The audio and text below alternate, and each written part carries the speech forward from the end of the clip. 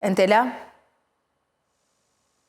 Përshëndes, Aida. Në fakt, një ngjarje e rëndë është shënuar në orët e para të mëngjesit të kësaj hënë në Elbasan, konkretisht në aksin nacional. Elbasan Libraz në fshatin Mengël, ku një fëmijë vetëm 7 vjeç ka humbur jetën si pasojë e një përplasje së fortë nga një automjet tip Toyota. I lituri ka qenë në anën tjetër të rrugës, aty ku në fakt ndodhet edhe një furbuke.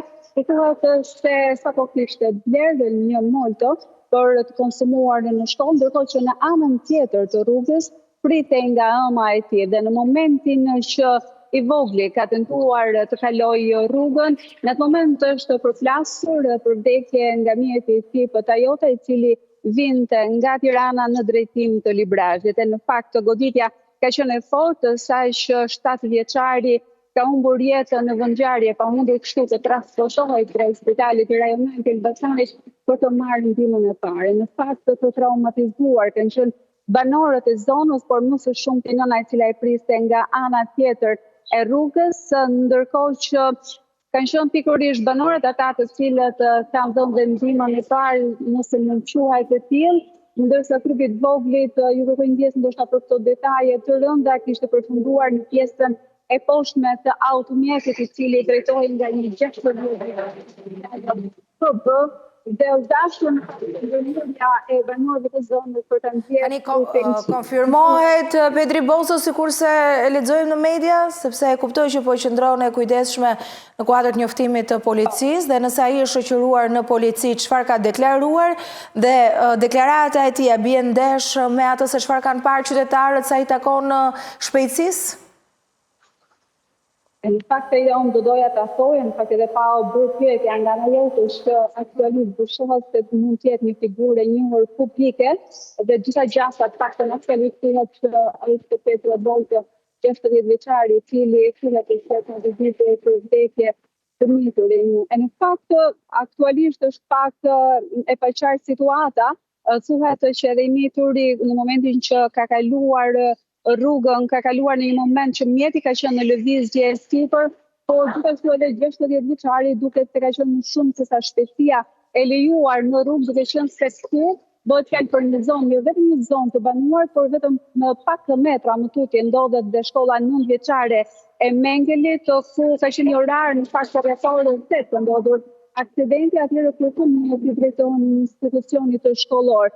Në fakt, me njërë kam doritur policia në vendngjarje dhe janë sekuestruar pamjet e sigurisë që janë ndodhur në zonë, janë marrë gjithashtu edhe dëshmitë e banorëve dhe atyre të cilët kanë qenë në momentin e aksidentit fatal, ndërkohë që mamaja e të miturit deri në këtë moment ajo është traumatizuar, nuk ka mundur dot të flasë për rrethanat e aksidentit dhe gjithçka është e kuptueshme, ndoshta më vonë do kemi edhe të tjera detaje. Por ajo që mund të them është se 60 vjeçari është shoqëruar në ambientet e policisë të Elbasanit, është duke u marrë në pyetje nga ana e grupit hetimor.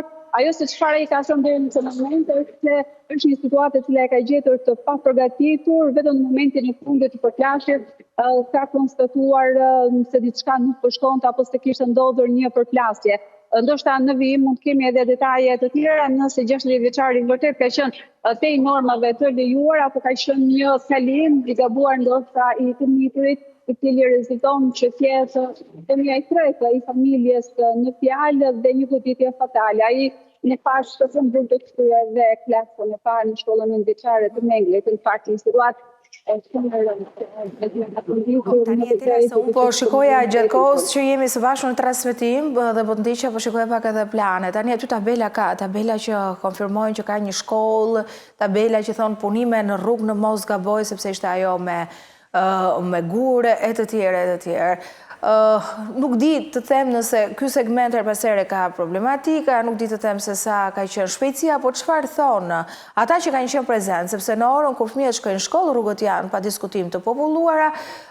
Sigurisht që fatkeqësia më e madhe është për familjen që ka humbur fëmijën në një ditë që duhet ishte normale, po fatkeqësi është edhe për drejtuesin e automjetit, por asgjë se ç'bën pra realitetin nga mënyra se si ne drejtojmë automjetet tona.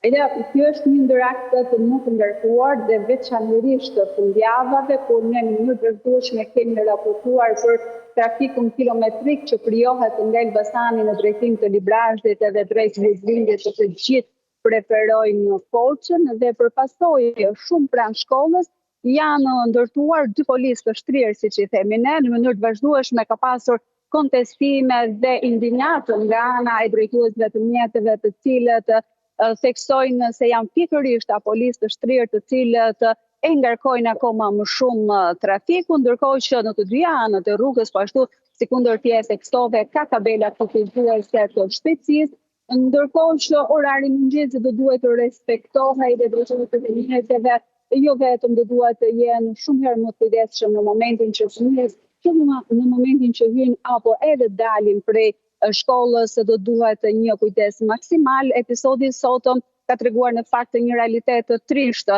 Gjithçka tashmë është e kohë të thuhet, gjithsesi do të jenë deklaratat që 60 vjeçari do të japi paragjykime nga rruga Automjeti si pasojë e përplasjes së fortë?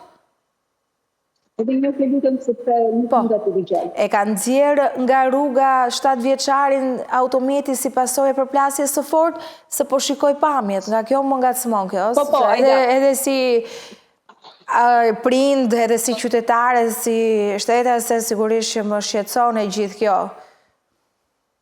E në fakt, 7 vjeçari, unë e thash, sa po kishte blerë moltën e mëngjesit në furrën e bukës u t'landovet në pjesën në kraun tim të djathtë dhe mjeti në faktika jote që duke ardhur nga Tirana në drejtim të Librazhdit, kur e ka përplasur dhe e kanë nxjerrë në rrugë dhe nuk di sa mund ta perceptojnë në fakt edhe nga planet e linjat e pjesa që duken edhe punojësit e policisë aty, por është edhe koni i vendosur ku fatkeqësisht ende unë shikoj dhe njëllat e gjata të cilat janë prezente në rrugë, çka do thotë që në përplasja ka qenë e fortë dhe e ka marrë të miturin përpara, unë e thash, e ka përfunduar në pjesën e poshtme të automjetit, ai sa është dashur edhe ndërhyrja nga ana e banorëve të zonës, papritur mbërritjen e policisë dhe të ambulancës me shpresën se ndoshta i mituri do të vjeton tek ky aksidenti fatal.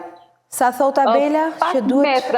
Pak metra pas meje është një tabelë cila lajmëron 30 do duhet të lëvizet, për shkak se ka dhe një pjezim në fakt aty, ndërkohë që pas meje, ashtu ku ka ndodhur aksidenti, për hir të ketës nuk shoh ndonjë tabelë cila lajmëron ose kufizo shpejtësinë, por në pjesën e përparme që do duhet që ndoshta nëse mjeti aty do duhet ishte me 30 dhe deri këtu ku unë jam, kam përshtypjen që ndoshta bëj gabim sepse nuk jam ekspert e fushës, ndoshta mund ta kishim ende të miturin në jetë nëse do të ishte respektuar pra 30 km/h pas tabelës. Sigurisht ne s'po bëjmë asnjë gjyq, por po analizojmë atë se çfarë realisht ndodhe që është e pashmangshme në fakt, sepse bëhet fjalë për një 7 vjeçar i cili ka bërë ato ritualet e mëngjesit që bëjnë fëmijët tanë kur zgjohen në mëngjes, kjo duhet ishte. Në fakt, raportojmë me ty dhe gjithë kohës njëshim në dridet, janë vetë 93 fëmijëve dhe në fakt është e pashmangshme mos ndikohesh në një situatë të tillë. Shumë pranë meje shoh se një karton që duket kanë qenë qytetarët ata që kanë qenë duke konsumuar kafet e mëngjesit dhe në një situatë të tillë i kanë hedhur në tokë. Nuk ka fjalë, është trishtueshme çfarë do gjë që ka ndodhur. Për fajt të njërit apo tjetrit, bilanci është tragjik në fakt. Faleminderit Entela, unë do të ndjek pak edhe intervistat që ke arritur të realizosh. Është problematike kjo rrugë? Shumë problematike, jo. Shumë problematike. Ka pasur aksidente të tjera më përpara? Ka pas, po aty vra unë vllajt aty. Të njëjtit familje? Po. Po rruga ka sinjalistik? Vijat bardha, mbi kalim? Ja, vijat e bardha u prishën, se qenë dhe janë prishën. Ja, të nes nuk ka, dhe nuk ta të kumë qashtë të duke, u prishën. U banta kanalizimet dhe urët zezë dhe... E njënit familjen e... Jo, që që jo. Atë më tani, unë jam që më shpejnë dhe... Sa fëmi ka familje? Fëmi që dhja 3 më duke dhe. A 2 që në e. Nuk ka vdekje duhet, nuk e di, që që janë. Ka ndruar jetë. Ka vdek, ha? Ja. E shoqëroni gjithmonë vetë në shkollë? Po. Pse? Po, keni frikë? Kemi shumë frikë. Ju ka tronditur besoj dhe rasti i aksidentit sot? Po, shumë. E njihit familjen? Po, e njohim. Kemi të afërt. Sa të rrezikojnë fëmijët këtë rrugë? Shumë. Jeni detyruar që gjithmonë fëmijët të rishni vetë, që në shkollë ditëlindje? Po, Kishni dorë nga puna apo gjëra që jeni duke bërë për të marrë fëmijët? po, shumë. Kjo familje këtu? Sa familje që kanë ndodhur këtu djalit? Nuk shumë qajs, po... Jo. Nuk e di. Nuk e di, s'ka pasur raste. Nga ja familja jo, nuk di tjetër. Ne kemi edhe shkollën, a të rrezikojnë fëmijët nga shkolla, nga rruga? Normal që janë të rrezikuar shumë nga shkolla, po. Duhet ndonjëherë vëmendje më shtuar nga prindërit? Tash se të thajmë edhe prindet, po mundohen prindet i marrin, i çojnë, po punë banë. Ju që jeni çdo ditë, Po. edhe një pyetje, ju që jeni çdo Po, ditë po. këtu, vëreni që shoferët ta respektojnë limitin e shpejtësisë? Si ju duket, apo e te kalojnë njëherë? Pak të nga ju Ndoshta ka dhe kokra që e kalojnë, si të thajmë, ka dhe njerëz që po, ka që ikën me shpejtësi. Ka plot.